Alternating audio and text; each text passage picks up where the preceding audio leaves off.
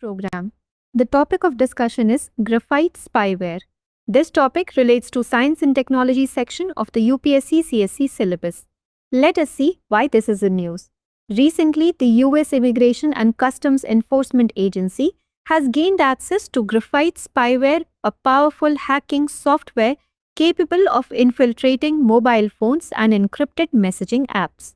This decision follows the unfreezing of a contract between ICE and Paragon Solutions, which had been paused under the Biden administration due to security concerns and allegations of misuse.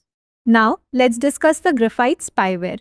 Graphite allows for remote control over mobile phones, enabling the tracking of messages, photos, locations, and even using the phone as a listening device.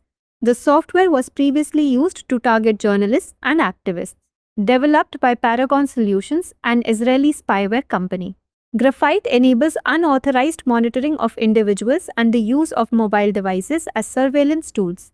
The spyware's sale has been restricted to governments and law enforcement agencies, though Paragon Solutions has been accused of its misuse by foreign governments and organizations. Now, let's discuss the major types of cyber threats. Malware. Software that harms or exploits systems by infecting, disrupting, or gaining unauthorized access. Phishing. Deceptive attempts to obtain sensitive information via fake communications. Ransomware.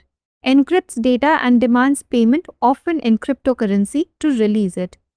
Credential stuffing. Uses stolen usernames and passwords from previous breaches to gain unauthorized access. Internet of Things threats.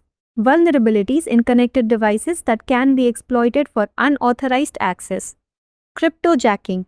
Unauthorized use of a computer's resources for cryptocurrency mining without the user's consent. Now it's time to practice a question. Graphite, recently in news, is a type of A. Malware, B. Ransomware, C. Spyware, D. An AI tool.